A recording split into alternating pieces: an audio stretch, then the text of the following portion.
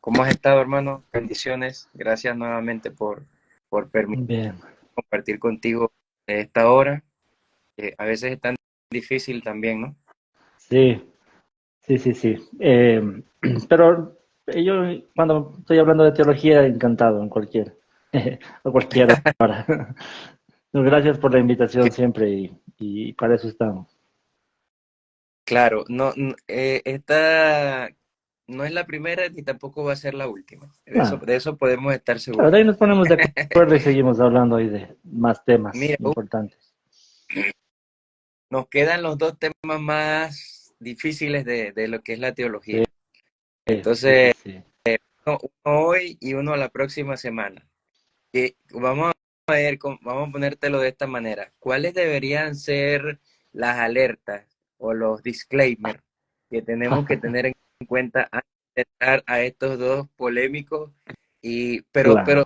pero bien siempre temas al respecto de nuestra fe, Ujú, ¿verdad? Porque ujú, parte de la gran política, incluso intracristiana, intraevangélica, tiene que ver con las diferentes posturas al respecto de esto, ¿no? De la escatología y ujú, de la soteriología. Y hasta las palabras que lo definen son bien ujú. extrañas. Para algunos quizás será la primera vez que la escuchan, para otros de repente necesitarán, como yo, leer y escuchar no sé cuántos conceptos y formas prácticas de entenderla, y para otros, bueno, de repente se les hará bien fácil o ya están familiarizados.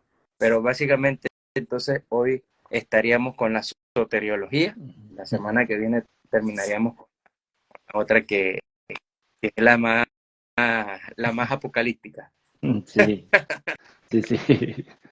Sí, sí, como tú dices. Bueno, en general en todas las áreas de la teología siempre hay como diferentes opiniones, pero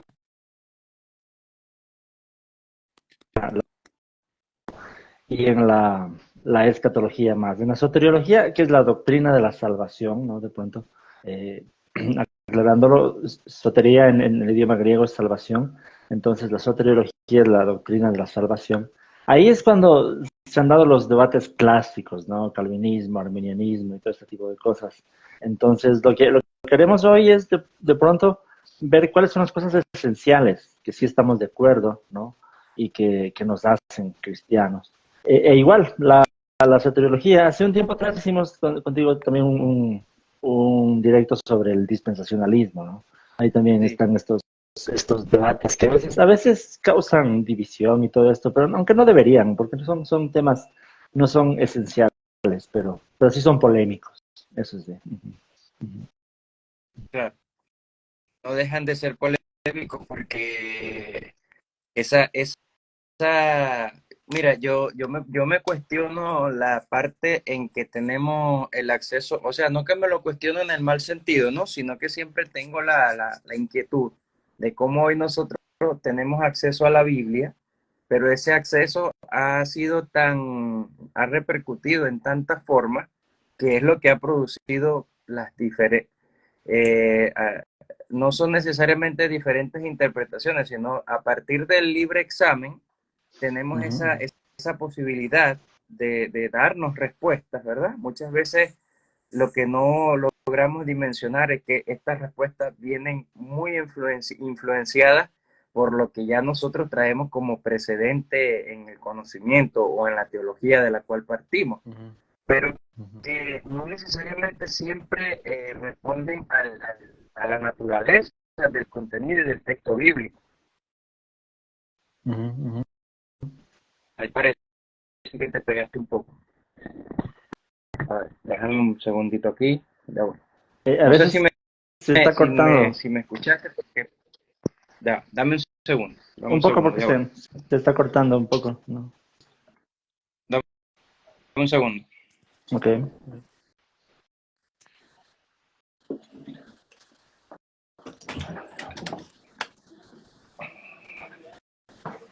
Pon silencio.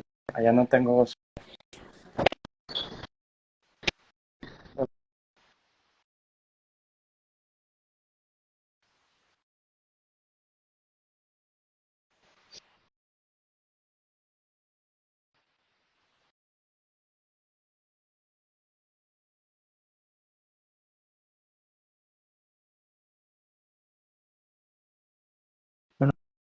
mientras tanto. Saludemos hermanos que están conectados.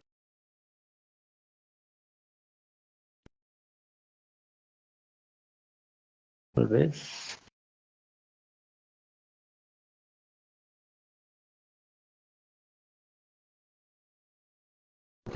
Te miro.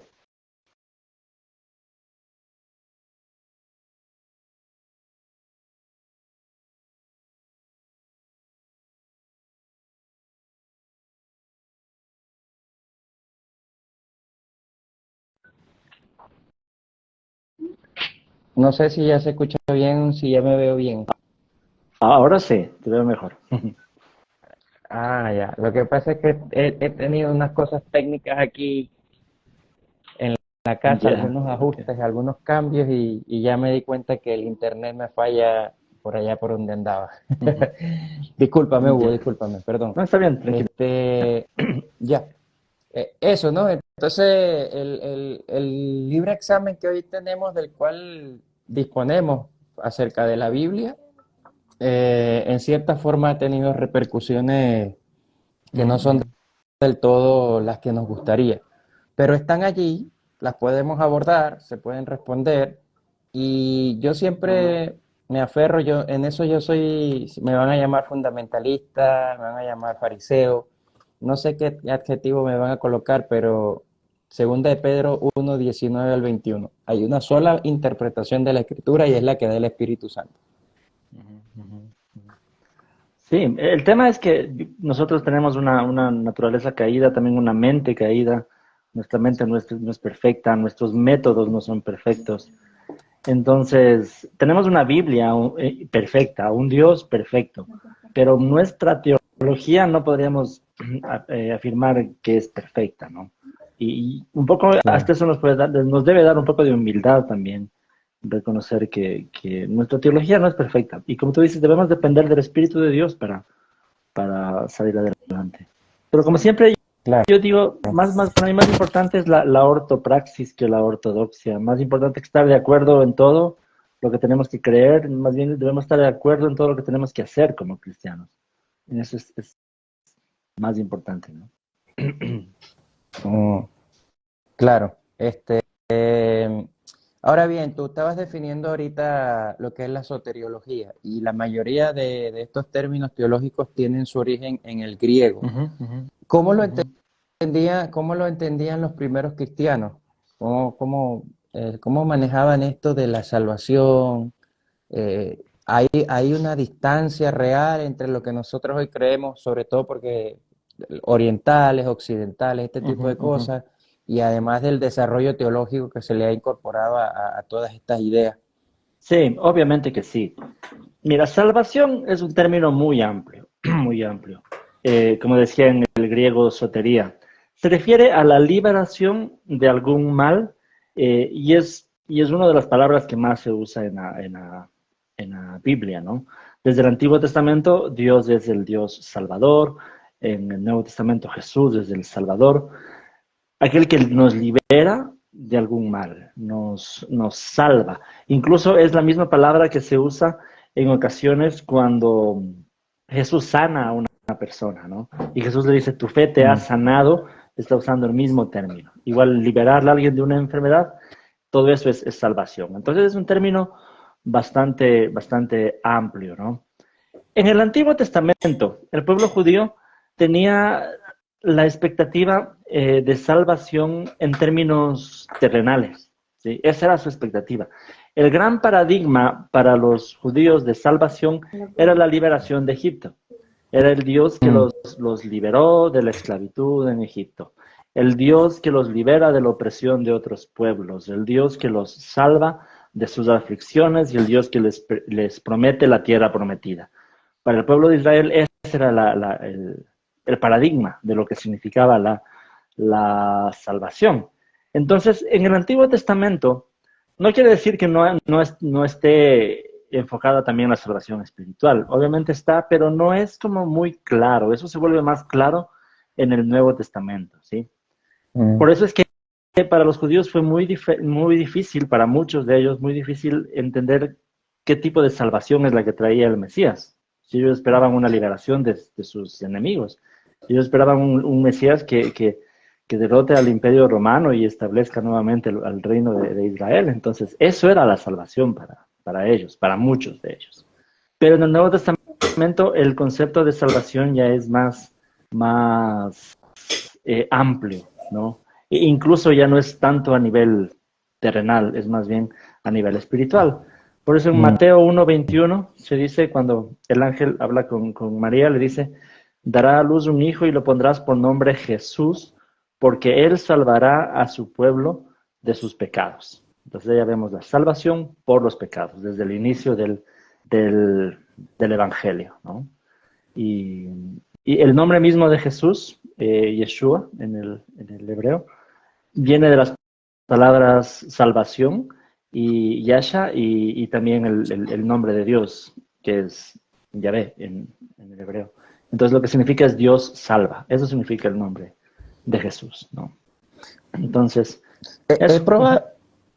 ¿Tú, tú crees que el pueblo judío haya entendido mal el asunto verdadero de la salvación a raíz de ese constante ciclo, ¿no? De caer, el Señor redimir, Ujú, levantar, ujú. volver a exaltar y volver a caer? Entonces, quizás en ese proceso humano y cíclico, ¿no? De más o menos años, perdieron la perspectiva real de lo que era la salvación que se les había prometido desde incluso desde Adán, Ujú, después ujú. con Moisés, ¿no? Y después con el paso de los años se le iba recalcando la profecía de que vendría un Salvador, un Mesías mucho más grande, y eso tal vez habrá hecho perder la perspectiva de que realmente la salvación a la que Dios apuntaba era una salvación que iba a reestructurar, digámoslo de Ujú. esa manera, lo que era la naturaleza humana como tal. Sí, sí, sí. Obviamente que sí, eso repercutió, porque precisamente el ciclo, como tú dices, era este, ¿no? El libro de los jueces lo expresa muy bien, ¿no? Mm. Estaban sin rey, cada uno hacía lo que bien le parecía, Dios permite que caigan en manos de sus enemigos. Entonces, ¿qué clamaban? Señor, sálvanos, sálvanos. Entonces, la Mm. salvación para ellos era terrenal. Ellos esperaban esa salvación. Pero lo interesante es que precisamente ese ciclo de pronto sirve para mostrarles al pueblo que por más que Dios les salvaba de sus enemigos, al poco tiempo ellos volvían a caer en sus pecados, Dios los abandonaba, venía el pueblo, les oprimía. Entonces es como que hacerles dar cuenta que la salvación que necesitaban no era necesariamente de los enemigos, porque a la final iban nuevamente a terminar siendo oprimidos por alguna nación, si es que no cambiaran su corazón. Entonces, sí hay esas promesas en el Antiguo Testamento de cambiar el corazón, en Jeremías, ¿no? De darnos un nuevo corazón, de salvación eterna. Si hay ciertos textos que hablan de salvación eterna. O sea, sí está esa perspectiva eterna en el Antiguo Testamento. Pero claro, la mayoría del pueblo estaba enfocado en su salvación terrenal. Y lo interesante es que en el libro de Hebreos, creo que es, no sé si es de Hebreos 4, que dice el autor de Hebreos que aún Abraham y los patriarcas vivían como extranjeros y peregrinos, porque no tenían puesta la mirada en esta tierra, sino en la Mm. Jerusalén celestial, ¿no? A los patriarcas, a quienes se les prometió la tierra, dice el texto que ellos mismos no estaban enfocados en esa tierra, sino en la Jerusalén de fundamentos sólidos, dice la celestial. Entonces, claro, ellos sí lo entendieron de esa forma, pero la mayoría del pueblo no, ¿no? Estaban enfocados en la salvación aquí y ahora, ¿no? Ahora, si nos llevamos, si nos trasladamos al Nuevo Testamento, es por lo menos en los primeros cristianos, ¿verdad? Y obviamente creo que tiene que haber influido el mismo hecho de que compartieron directamente con Jesús. Ellos sí estaban más claros de esa perspectiva de salvación, al punto que toda su predicación se basaba en que Jesús ya venía. Y, Sí. y no necesariamente era algo como lejano para ellos. Con esto te doy la palabra. E incluso en los escritos bíblicos del Nuevo Testamento se da como una afirmación de que la salvación ya era parte de ellos. Ujú, O ujú. sea, ya no era algo como que esperaban, sino que ya lo daban por hecho en sus vidas, sobre todo los escritores bíblicos, ¿cierto? Claro, claro. Sí, o sea, obviamente después de la resurrección ellos ya lo tenían claro, porque ya experimentaron a Jesús resucitado y dijeron, bueno, de eso se trata. Antes de la resurrección, pues todos estaban decepcionados, no Ujú. conseguimos nada. Después de la resurrección entendieron, de esto se trata la salvación, de una nueva vida, Claro. una nueva existencia, ¿no? Una nueva creación. Y sí, ahí se da en los escritores bíblicos se da ¿cómo se dice? Esta tensión entre el ya sí y el todavía no. En el ya sí, ya estamos en el reino de Dios. Jesús mismo les decía a sus discípulos, el reino de Dios ya está entre ustedes. O sea, ya se vive el reino de Dios. El apóstol Pablo dice, ya somos nuevas criaturas, ya vivimos en esto. Pero todavía no se ha manifestado lo que habremos de ser, lo que habrá pasado. O sea, no está el reino totalmente ya manifestado. Pero ya vivimos en el reino de Dios, o sea, ya somos salvos. Es la... Correcto. Ahora, y obviamente con el paso del tiempo, entonces ahora ya, claro, tenemos que, no vamos a poder trascender o recapitular estos 2000 años posteriores de historia, pero esa es una idea que se salió del cristianismo por Uh -huh, uh diferentes -huh. razones, ¿no? Los tratamientos teológicos, las posturas, las divisiones, bueno, el nacimiento de herejías y toda esta cuestión, todo ese desarrollo histórico, pero que hoy en día, ¿no? Que vamos a ubicarnos en el ahora, que nosotros ya teniendo el texto bíblico, vamos a decirlo así, más depurado, de una forma más clara, en la cual lo podemos entender, lo podemos vivir y visualizar. Sin embargo, nosotros parecemos haber, cuando digo nosotros, estoy hablando en términos generales, ¿no? La cristiandad como tal evangélica hoy, la que se supone que tiene su mirada puesta en Cristo, porque hay otros grupos de cristianos que distan de estas ideas. Entonces, pareciéramos también haber perdido ahora, después que eso estuvo tan claro al Uh -huh, uh -huh. principio, hoy en día no estamos tan claros de esa salvación, al punto de que, como decíamos al inicio, hay debates fuertes incluso dentro de nuestras Uh propias filas. -huh. Sí, mira, yo pienso que el enfoque de la Biblia es desde la salvación integral. Es decir, tiene que haber una salvación, una liberación aquí y ahora, ¿no? De una otra forma, pero no lo es todo. O sea, por eso el propósito de la iglesia es proclamar esa salvación, también llevando el pan al hambriento, la vestidura al que no tiene vestido, etcétera, pero no lo es todo. O sea, también hay que hablar de lo espiritual y de pronto es más importante porque al final se trata de nuestra vida eterna. Tiene que ser Mm, integral, pero como tú dices, sí, de pronto hay grupos que de pronto tienden a dar más énfasis al aquí y a la ahora. Pensemos en la teología de la prosperidad, por ejemplo. Ser salvo, tener el reino de Dios, es tener riquezas aquí, ¿no? Entonces, es como que igual están enfocados en el aquí y en el ahora. Es un enfoque que no es bíblico. Pero tampoco se trata de estar enfocado solo en el allá y en el más allá y como que la esperanza es solamente allá. No, también tenemos que aquí trabajar por el bienestar de todos, por el cuidarnos unos a otros, por tener una mejor calidad de vida. Entonces también es parte ¿no? Hay que tener el balance en todo esto. claro, incluso los mismos movimientos que ambientalistas, ¿no? Por poner este ejemplo, que, bueno, algunos grupos cristianos también dicen, bueno, pero ¿para qué si todo esto va a ser Claro. destruido? Mientras que otros dicen, bueno, pero nosotros somos administradores de este recurso que también Dios nos dejó, ¿no? Y eso entra dentro de eso que tú estás explicando ahora. Uh -huh, uh -huh. Tiene que haber un equilibrio. Obviamente, nosotros no deberíamos vivir con los ojos puestos en que esto se va a arreglar, Uh -huh. porque obviamente la Biblia dice lo contrario. Pero eso tampoco nos debe hacer indolentes con esto que también es parte del recurso que Dios nos dio para que lo administráramos. Claro, claro que sí.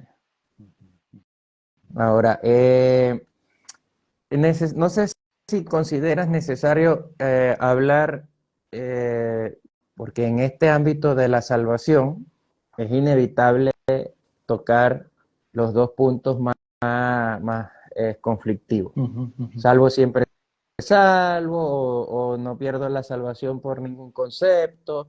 Eh, ¿Cuánta certidumbre bíblica hay sobre eso? Y la otra postura, que no, si tú no eres lo suficientemente proactivo con la salvación que Cristo te dio, entonces también eres propenso de perderla. ¿Son conceptos equivocados? ¿Se han enseñado mal?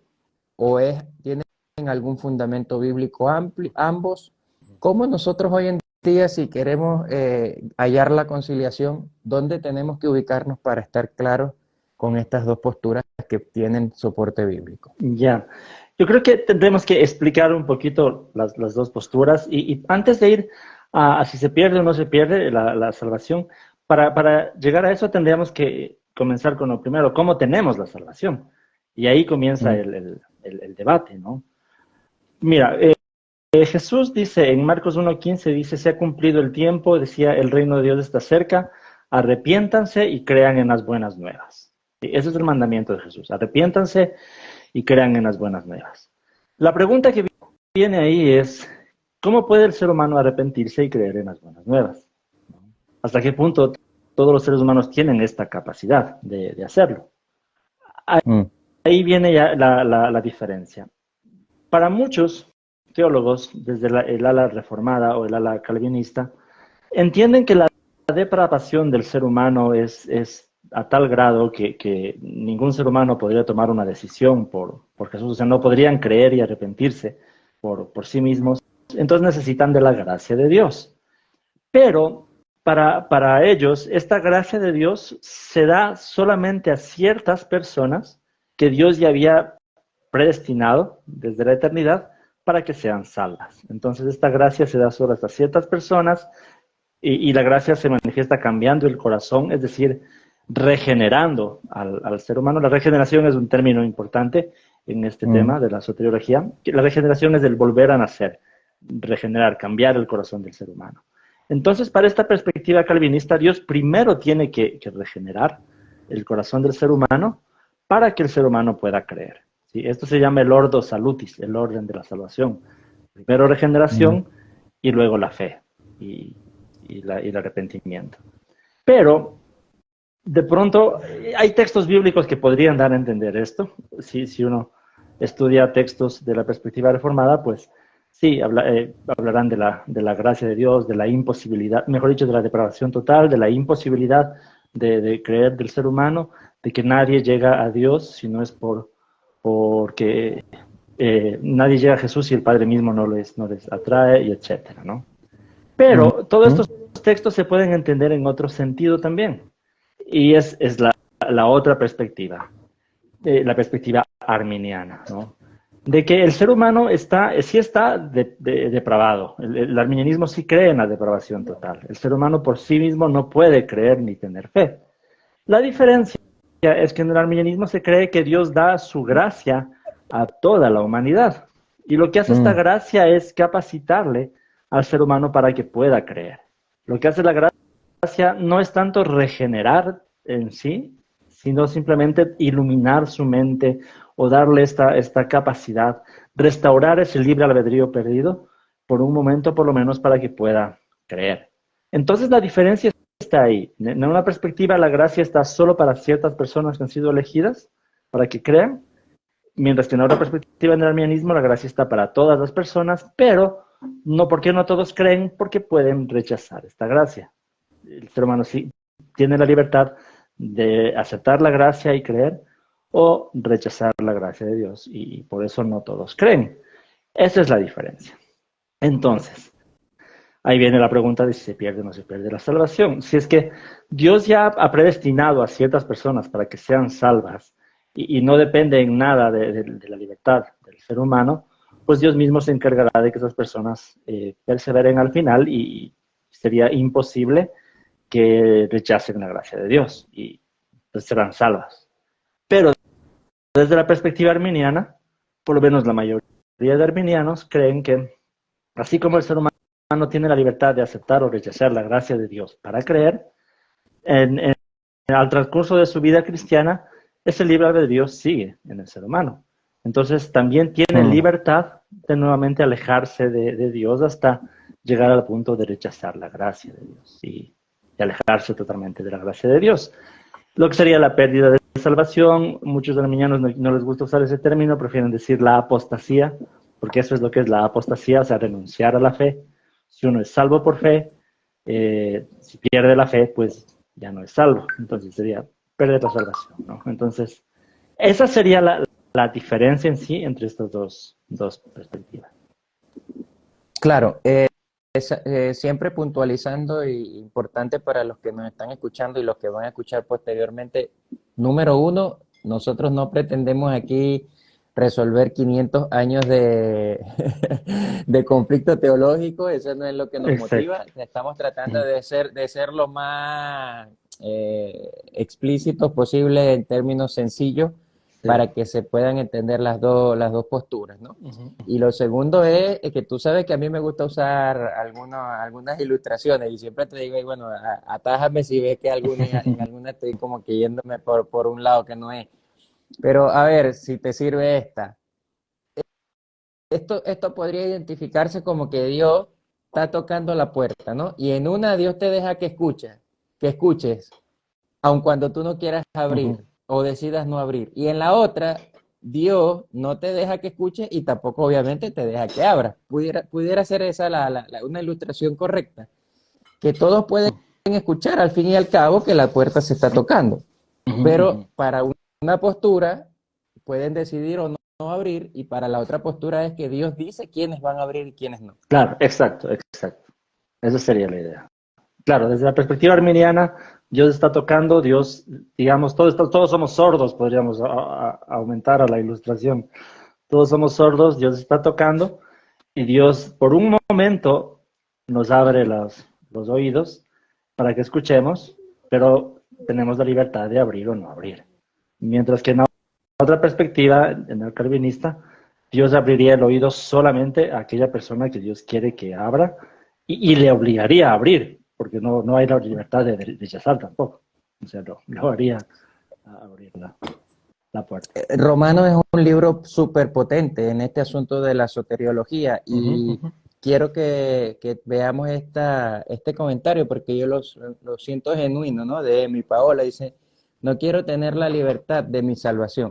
Yo creo que es una preocupación honesta y es válido decir que justamente lo que estamos, a lo que queremos llegar con esto es que si la salvación nuestra estuviera en nuestras manos, obviamente nosotros somos incapaces ni siquiera no sé, de lo mínimo con respecto a ella. Ujú, ujú. Sí. Pero lo que sí bueno, no sé si tú lo vas a complementar, pero creo que en lo que sí tenemos que quedar claro es que, a ver, imaginémonos esto, una persona, un cristiano, que haya vivido una vida de fe sincera y aceptable, ¿verdad? Por lo menos a los ojos humanos, durante toda su vida. Y que en el momento de su muerte, y hay ejemplos incluso públicos de estos casos, ¿no? Se supo que había tenido un desliz. ¿Esa Ujú, ujú. persona había sido o no había sido cristiana y al final se salvó o no se salvó? Porque obviamente contravino Ujú, ujú. cosas que son explícitas que te catalogan como un cristiano genuino o no. Estoy hablando precisamente del pecado, que ya lo tratamos unas semanas atrás. Pero, Ujú. a ver, si bien mi pecado no es más poderoso que el sacrificio que Jesús hizo en la cruz, el asunto es cómo yo me estoy enfrentando a ese pecado, cómo yo estoy dilucidando ese pecado con el cual el mismo Pablo decía, ¿quién me librará de este cuerpo de muerte? Entonces, hay una realidad con la que nosotros tenemos que convivir, ¿verdad? Que tiene un potencial para que nosotros seamos los causantes, no sé si esa será la palabra correcta, de, de que nuestra salvación se vea comprometida. No porque tengamos que nosotros sostenerla, sino porque representa una dejadez, un desdén de lo que realmente Jesús hizo por nosotros. Y te paso la palabra con otra Ujú. ilustración. A mí me gusta hacerla de esta forma. La salvación es como el diamante más grande, más bello, más costoso que nadie podría comprar. Nadie, ni siquiera el más millonario del mundo. Y si a ti te lo dan, esa joya tan valiosa, yo creo que tú no la vas a dejar en la puerta de tu casa, ¿verdad? O yo creo que tú no se la vas a dejar cuidando al mismo que te cuida el auto afuera del mall, del centro comercial. Yo creo que tú vas a hacer un esfuerzo por esa joya, tratar de resguardarla lo mejor posible. Es probable que a ti se te extravíe, o que se te caiga, o que, no sé, que se raye, o que se te rompa, pero tú no estás buscando eso como algo intencional o algo que disfrutas. No, no vas a disfrutar que esa joya se te pierda, sino que al contrario te va a doler, a pesar de que tú sabes de que toda la capacidad no está en tus manos para que eso sea así. Ujú, ujú. Sí. Podría verse de esa Sí, forma. sí, sí. Sí, me gusta la ilustración esta de la joya, ¿no? Sí, a la final, eh, hablar de la seguridad de la salvación. Mira, yo voy a poner otra ilustración, ¿no? Es que estaba pensando también en el comentario de Emi Paola, Ujú. porque a veces ella dice, yo no quiero tener la libertad de mi salvación. El tema es que librarnos de la libertad es muy complicado, porque el solo hecho de decir no quiero tener la libertad ya es un acto de voluntad, es un acto de voluntad libre. Mm. El tema es que a veces uno se puede entender mal cuando se piensa que desde la perspectiva arminiana lo que están diciendo es que uno tiene que esforzarse en vivir en santidad, en hacer las cosas bien para poder ser salvo, pero no es así. O sea, de ninguna perspectiva, ni el calvinismo ni el arminianismo hablan de salvación por obras. Los dos están de acuerdo que la salvación es por la gracia de Dios, porque Él Mm. pagó el precio de nuestros pecados y Él nos capacita incluso para vivir en santidad. O sea, en eso estamos de acuerdo, todos. No es por nuestro esfuerzo. ¿Sí? Entonces, cuando yo Mm. digo el acto de la voluntad, es solamente el acto de la voluntad de reconocer que uno necesita de la gracia de Dios. El momento, en mi Paola, cuando dices, yo no puedo por mí misma, necesito de la gracia de Dios, eso es todo. Ese es el acto de la voluntad que uno necesita. No es un Mm. acto de esfuerzo, de sacrificio, que dependa de nosotros, por lo menos. No es así. Por eso cuando tú dices también, ¿qué pasa con esta persona que fue cristiana, de buen testimonio y todo eso, y al final terminó su vida pecando y todo eso? Mira, tampoco es que el arminianismo enseñe que uno pierda la salvación por pecar. No se trata de eso, porque al final todos pecamos. El hecho de que no nos haya cogido la muerte después de un pecado específicamente es diferente, pero todos hemos pecado en algún momento, aún siendo cristianos. Y todos y tenemos la gracia de Dios. Mientras, ahí está la clave, mientras estamos en Cristo. Si estamos en Cristo, tenemos perdón de nuestros pecados y estamos seguros. La salvación es en Cristo. Estoy en Cristo, estoy seguro. Mm.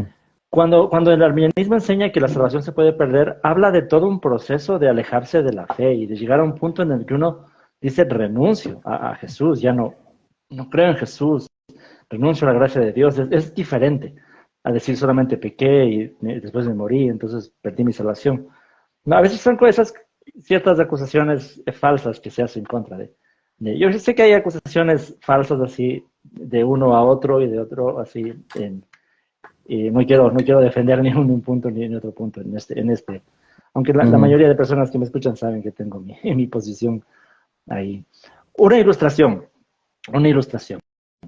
Imagínate que todos estamos perdidos en una isla, naufragamos, estamos en una isla perdida, ¿sí? Así vive el ser humano perdido. Llega un barco a salvarnos, ¿sí? Llega un barco a salvarnos. Entonces, ¿qué hacemos todos? O sea, lo que necesitamos es eso, ¿no es cierto? Y nos subimos al barco. El barco es firme, es un barco que no se va a hundir nunca, es el mejor barco que existe, o sea, que no va a fallar nunca. Y ese barco nos va a llevar a nuestro hogar. Eso es la salvación. Esa es la salvación. Estamos en el barco, estamos en Cristo, estamos en Jesús. Nos está llevando a nuestro hogar. Estamos seguros. Ese barco no se va a hundir nunca. Pero Mm. existe la posibilidad, tal vez muy remota, pero existe la posibilidad que alguien diga, no, yo estaba mejor en la isla. Y sale corriendo del barco y se lanza al agua para regresar a la isla. Existe esa posibilidad. Entonces, no es que no estemos seguros en el barco, no estamos seguros en el barco. Pero lo que enseña el arminianismo es que igual la libertad de en algún momento decidir, no, yo estaba mejor en otro lado, me voy, está ahí, ¿no? Entonces, esa ilustración también Mm. parece interesante. Sí, también es muy, muy ilustrativa. Ahora bien, es importante tener claro que hay una relación íntima entre el asunto del pecado y nuestra salvación. Ujú, Eso ujú. no lo podemos negar, Claro. fuera de cualquier postura que nosotros queramos asumir, porque ya sea que una te dice o te otorga, no sé si te otorga sería la forma eh, correcta, pero hay una que sostiene, ¿verdad? Que el pecado no va a cambiar lo que ya está escrito, mientras que hay otra que dice que sí, que el pecado puede eh, afectar, ¿verdad? Ahora, ¿dónde está el punto intermedio o el punto de conciliación? Ujú, ¿Dónde está lo que yo pensaría, y aquí te dejo que tú me corrijas otra vez? Una cosa es que nosotros como seres humanos, estamos, y lo hablamos, ¿no?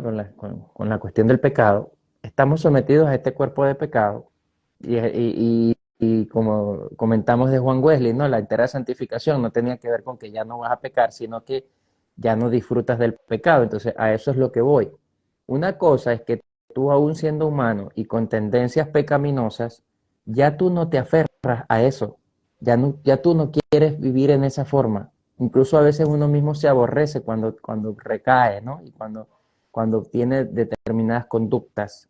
Y una muy ujú, diferente es permanecer disfrutando de una condición que tú sabes que es perniciosa, que es dañina para ti, pero que además contraviene directamente lo que son los mandatos de Dios, ujú, aun cuando tú digas que eres cristiano. Ahí es donde yo creo que está el punto al que nosotros tenemos que apuntar y dilucidar correctamente. ujú, Entonces ujú. lo hago en esta forma de pregunta. ¿Yo estoy disfrutando del pecado? ¿Yo, yo estoy procurando el pecado? ¿Yo estoy moviéndome en la dirección del pecado? ¿O yo estoy diciendo, como dice Pablo, que que esta carne, o sea, hago lo que no quiero y lo que no quiero es lo que hago? Porque eso habla de esa constante lucha, ¿verdad?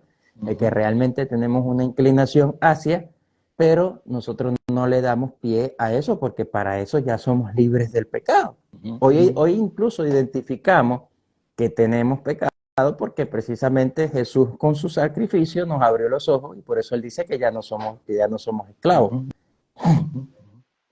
Claro, por eso es que siempre yo menciono que no hay Romanos 7 sin Romanos 8, ¿no? A veces nos quedamos en Romanos 7. Pobre de mí, miserable de mí, ¿quién me librará de este cuerpo de muerte? El mal que no quiero, eso hago, etcétera. Pero no vamos a Romanos 8, ¿no? Pero más gracias a Dios por Cristo Jesús, que ya no andamos bajo la carne, sino bajo el Espíritu. Entonces, siempre digo, no hay Romanos 7 sin Romanos 8. No podemos sacar el contexto ahí. Y sí, o sea, las cosas tienen que cambiar porque mira, también cuando hablamos de la salvación y lo enfocamos solo en lo eterno, también corremos el riesgo de entender que somos salvos solo de las consecuencias del pecado. Y decimos, Dios me salvó del infierno. Amén, gloria a Dios, aleluya, me salvó de la condenación y me dio el cielo. Pero el enfoque de la Biblia no es que nos salvó solo de las consecuencias del pecado, sino que nos salvó del pecado mismo. O sea, del poder del pecado y del control que el pecado ejerce sobre nosotros. Sino de qué hemos sido salvos. Si solo somos salvos del infierno, pero no de lo que nos lleva al infierno, que es el pecado, ¿no? Entonces, y eso es importante también. Es bien, mira que no sé si yo lo había considerado, pero ahora que lo mencionas, es un punto de vista también bien complejo, ¿no? Interesante de analizar a más lentas revoluciones. O sea, no es solamente de las consecuencias, Claro, que muchas veces es donde nosotros nos fijamos. O el típico ejemplo de la línea, ¿no? ¿Cuánto me puedo acercar? Que también lo conversamos. claro. ¿Cuánto me puedo Ujú, acercar sin que sea esto? ujú, Pero, ujú. pero qué bueno, porque eso volviendo al mismo comentario anterior, ¿cuánto me quiero acercar? Habla de esa condición de mi corazón.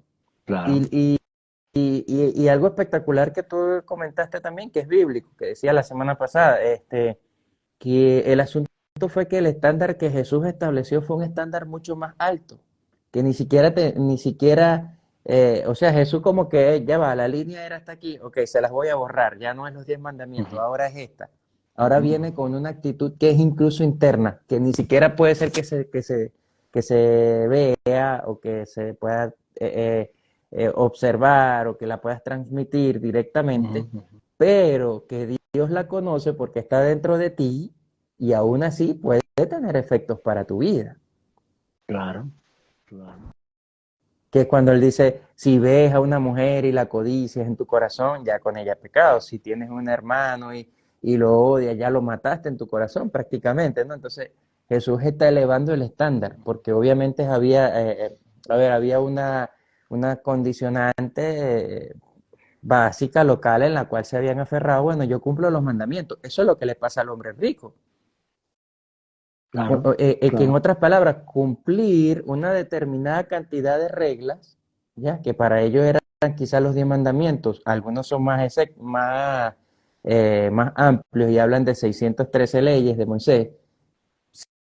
Si aún tú podrías cumplir con esas, el problema es que cuando tú te acercabas a Jesús no sentías que estabas salvo y eso fue lo que le pasó al hombre rico, al Ujú, joven rico. claro, Si él estaba tan bien claro. porque cumplía con todo, ¿para qué vino Ujú, Jesús? ujú, ujú. Exacto, exacto.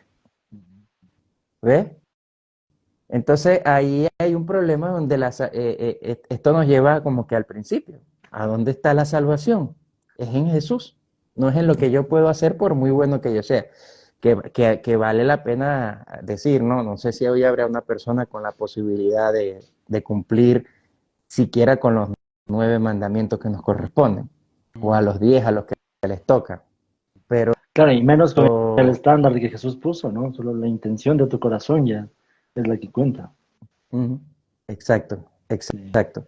Entonces, eh, ahora veámoslo en una forma más, ¿cómo te diría? ¿Cómo nosotros podemos vivir diariamente?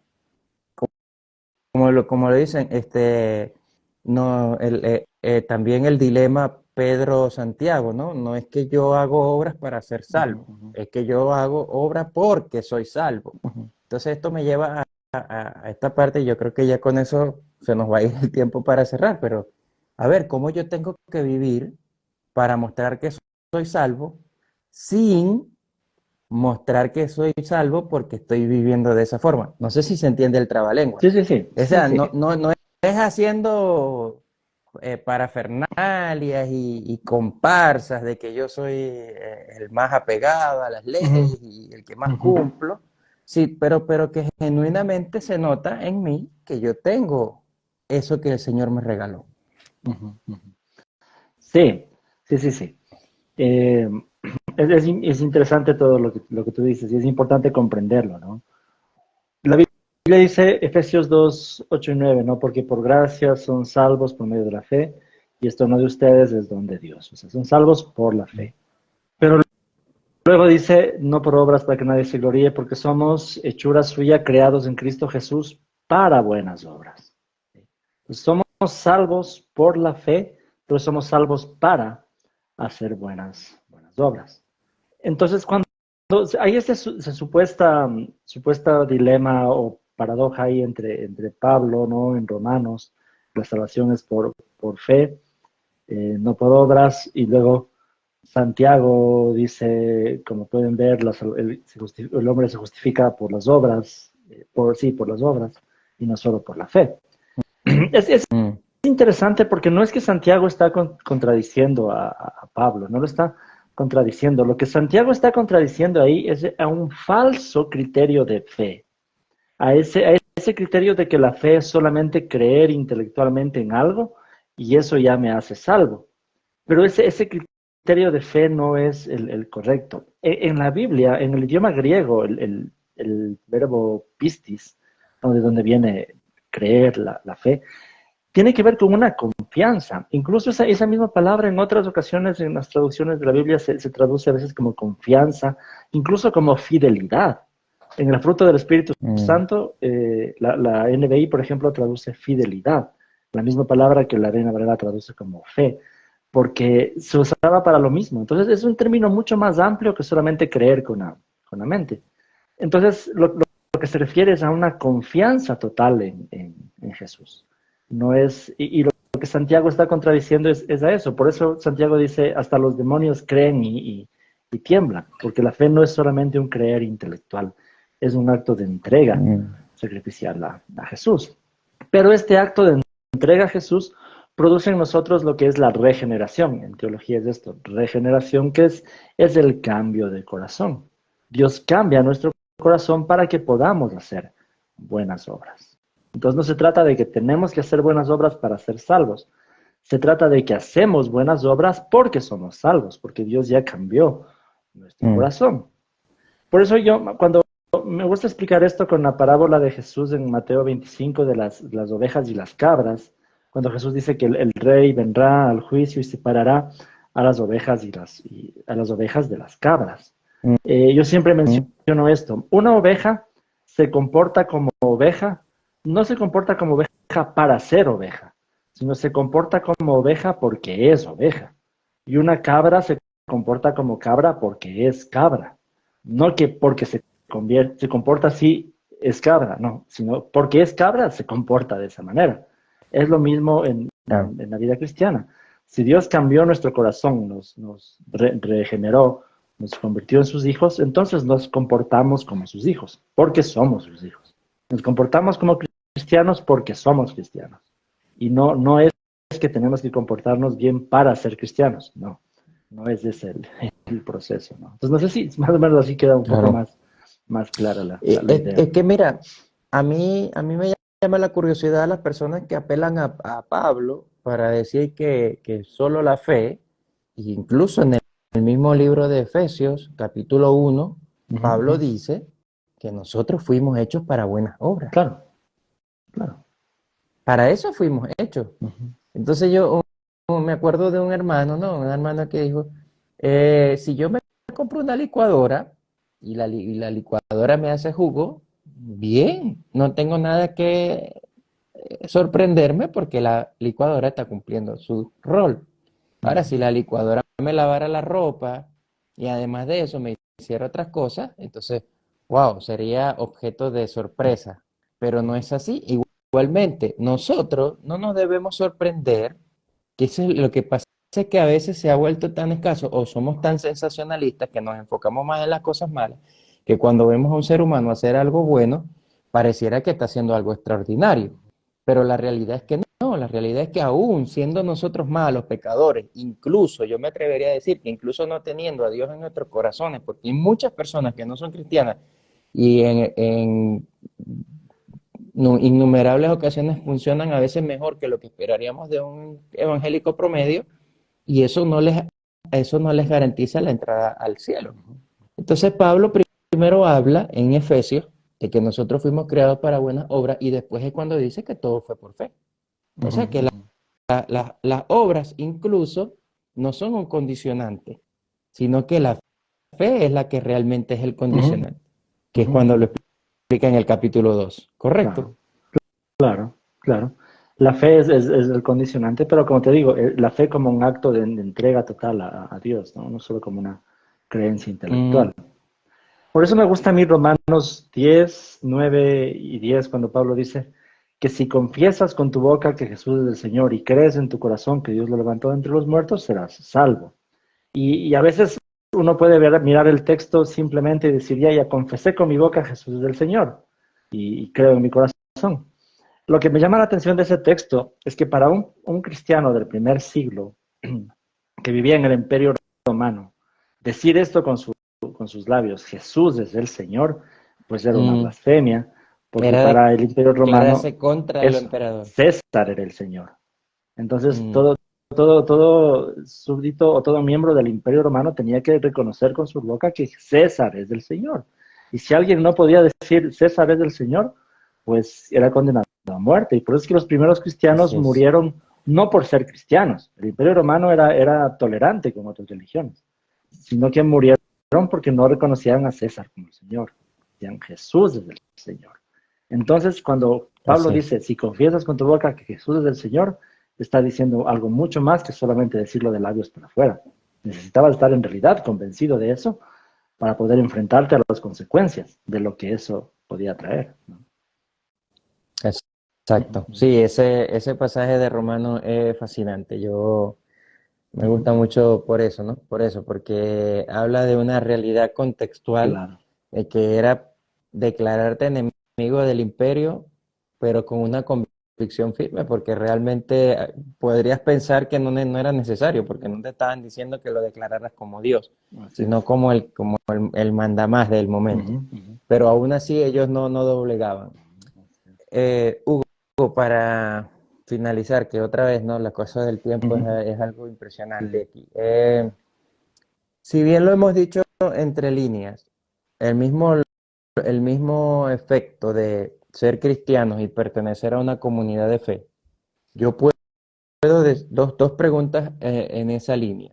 ¿Puedo decirme cristiano sin pertenecer a una comunidad de fe en la cual yo pueda ejercer lo que digo que soy como cristiano? Y segundo, no sé si estará bien formulada la pregunta o la afirmación, pero tú me ayudas. ¿Puedo eh, ser, ¿puedo ser un cristiano genuino si no le estoy sirviendo al cuerpo de Jesús? Mira, ahí tiene que ver justo con lo que estábamos hablando, el fruto. El fruto es la evidencia, no lo que nos hace cristianos, ¿no? Entonces, uno no es cristiano por estar en una iglesia. Uno no es cristiano por servir a Jesús. Pero yo creo que si uno es cristiano, el fruto, la evidencia, será el deseo de pertenecer al cuerpo de Cristo. Entonces, si yo Mm, digo solamente de labios para afuera, yo soy cristiano, pero quiero vivir apartado del cuerpo de Cristo, me parece un poco complicado. Tal vez no hemos comprendido muy bien todavía lo que el Evangelio significa y lo que es la pertenencia al cuerpo de Cristo. Y tal vez estamos en un proceso de irlo comprendiendo. El proceso de santificación es diferente con todos. O simplemente no soy cristiano. O sea, yo no podría juzgar eso, pero el objetivo, el fruto al final es que uno pertenezca a una comunidad de fe, que pertenezca al cuerpo de Cristo. Porque si uno lee todo el Nuevo Testamento, se va a dar cuenta que a veces es el propósito. Eh, mm, Pablo en Corintios, cuando habla de los dones espirituales, precisamente dice porque somos un cuerpo y porque Dios nos dio dones para funcionar como cuerpo y cada cual esté dando lo que puede dar para el beneficio del cuerpo. Y eso va relacionado con lo segundo. Si yo soy cristiano, pero digo yo no quiero servir al cuerpo de Cristo, no quiero servir a la iglesia, o nuevamente, o recién estoy comenzando en mi proceso de maduración, recién estoy aprendiendo esto y todavía no he comprendido, o simplemente no soy cristiano. Porque el ideal de todo cristiano es que de una u otra forma busquemos cómo aportar al cuerpo de Cristo. Para eso fuimos creados, para servir.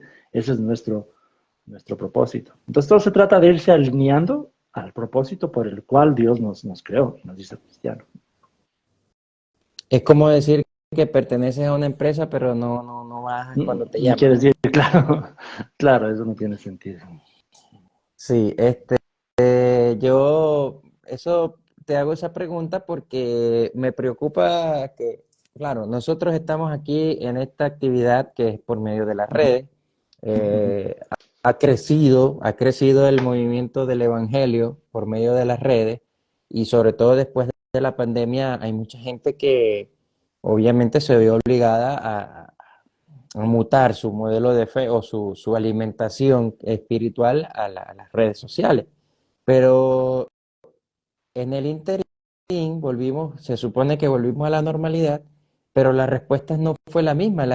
Mucha gente no volvió a la iglesia, mucha gente no volvió al modelo de fe que venían practicando. Y eso es lo que me hace preguntarte. Entonces, y el peligro se incrementa porque ya nos dimos cuenta de que las redes pueden hacer algunas cosas que a nosotros nos interesaban, pero ya no tengo el compromiso de soportar al hermanito pesado como Héctor, por ejemplo, ¿verdad? Que cada vez que lo veo, imagínate que no lo trago, ¿no? Entonces, yo siempre he dicho que si bien la iglesia no te da salvación, pero la iglesia es un centro de entrenamiento en el cual tú te capacitas y lo que aprendes ahí es lo que después vas a ir a poner en práctica en cualquier otro lugar. Claro. Porque en la iglesia estás 2, 3 horas o 4 horas cuando mucho de la semana. Exacto. Pero la realidad de tu vida cristiana la vas a poner en práctica es en el resto de tu vida. ¿Con qué te estás alimentando entonces si tú dices, yo puedo tener mi predicador por internet y hago mis ofrendas por vía transferencia? Pero ¿cómo se está formando mi carácter? Exacto. Y mi carácter termina por afectar, o ver, no sé si por afectar, pero termina mostrando esa salvación que yo digo tener. Exacto. Mira, en el desarrollo humano, uno sabe que quienes estudian la mente humana, el desarrollo, saben que, por ejemplo, un niño aprende del amor en la familia. Un niño aprende a relacionarse con otras personas en la familia. Ahí es donde uno se capacita. Y cuando uno tiene a veces problemas de apego, problemas de relacionarse, es porque de pronto tuvo ciertos problemas en su desarrollo en la infancia. Entonces, lo mismo podríamos decir en nuestro desarrollo cristiano. ¿Dónde aprendemos a amar si no es con otras personas? Porque eso es el amor. El amor es para compartirlo con otras personas. Entonces, ¿cómo aprendemos a amar? ¿Cómo aprendemos a relacionarnos con otros? Como tú dices, ¿cómo aprendemos incluso a crecer? Es ahí donde se pone en práctica, ¿no? Entonces, donde se aprende, mejor dicho, es la escuela. No se trata solamente de discipularse teniendo más conocimiento bíblico. ¿De qué me sirve estar escuchando y escuchando prédicas si no tengo dónde aplicar el amor, el cuidado, el acompañamiento, el sentido de comunidad, ¿no? Claro, así es.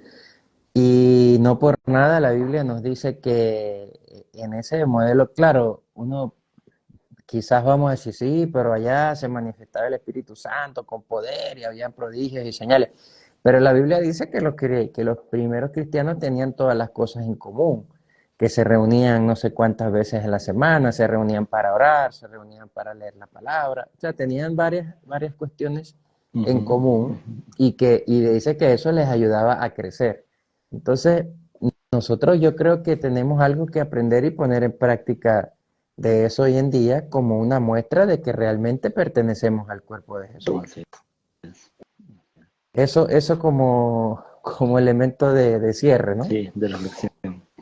Bien está. Entonces, podríamos concluir en que limitando un poco aquel viejo mito de que hay un conflicto en las cosas fundamentales entre el arminianismo y el calvinismo, creo que tú lo explicaste bien, realmente no, el arminianismo no enseña que la salvación se pierda o que dependa de nuestras fuerzas, pero sí nos entrega una responsabilidad a nosotros sobre esa salvación que ya Cristo ganó por nosotros.